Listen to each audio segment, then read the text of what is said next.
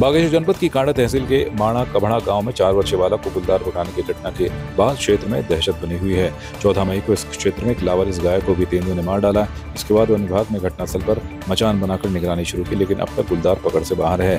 प्रभागीय one अधिकारी ने बताया कि नैनीताल से ट्रैंकुलाइजिंग टीम गाँव पहुंच गई है। वन विभाग के दर्जनों कर्मचारी क्षेत्र में नियमित गश्त कर रहे हैं। साथ ही गुलदार की गतिविधियों पर नजर रखने के लिए पिंजरा भी लगाया गया है। जागरूकता अभियान के तहत ग्रामीणों और बच्चों को सतर्क रहने की सलाह दी जा रही है। परिजनों से कहा गया है कि शाम को छोटे बच्चों को अकेला न छोड़ें और सभी लोग समूह में टॉर्च के साथ बाहर निकले। किसी भी गतिविधि की तुरंत सूचना वन विभाग को दें। उस घटना के बाद उस क्षेत्र में लोगों को एक जन जागरूकता अभियान चलाया गया है कि आप लोग साय अंधेरे होने के बाद बच्चों को बाहर जाने से रोकें, और जिनके पास भी पालतू कुत्ते हैं वो विशेषकर अपने आंगन में बच्चों को साय होने के बाद बाहर अकेले न जाने दें। साथ साथ अपने घरों के आसपास की झाड़ियां हैं उसको साफ कर दें कि जिससे गुलदार को छुपने का मौका न मिले। और जिस किसी का भी शौचालय घर से बाहर बना हुआ है, अपने जो आवास है उसके पास बना हुआ, तो बिना टॉर्च लाइट के बाहर न निकले।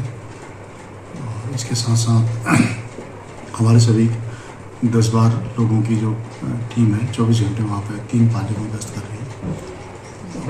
अभी तक कहीं भी गुलदार का एक प्रकार का लोकेशन या कोई जानवर को किल नहीं किया। लगातार सीसी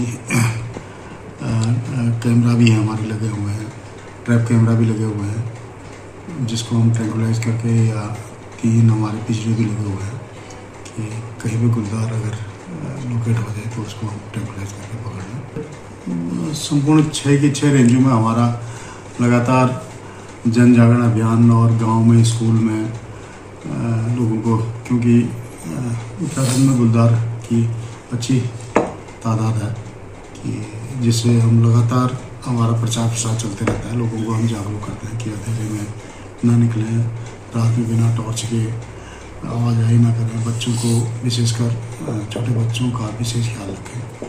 ये हमारा जन जागरण अभियान लगातार चलते आ रहा है। अपील: गुलदार से बचाव हेतु आपका सहयोग चाहिए।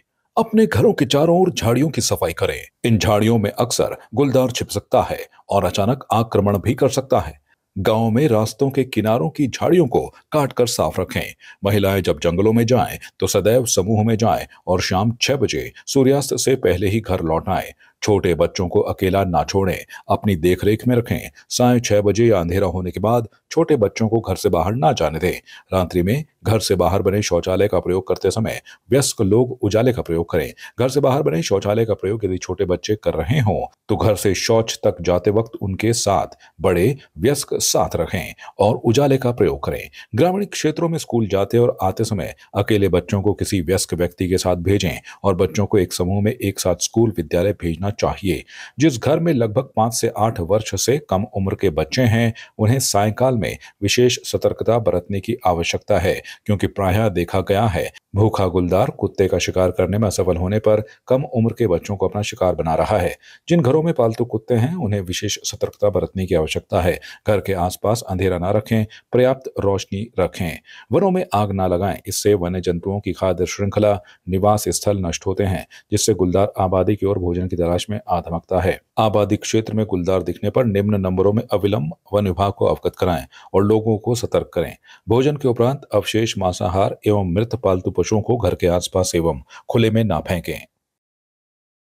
आपकी इस पर क्या राय है, हमें कमेंट कर जरूर बताएं। इसके साथ ही आप हमारे YouTube चैनल को सब्सक्राइब कीजिए। आप हमें Facebook, Instagram, Twitter पर फॉलो भी कर सकते हैं और संवाद 365 के साथ एक क्लिक में जुड़ने के लिए डाउनलोड कीजिए संवाद 365 ऐप।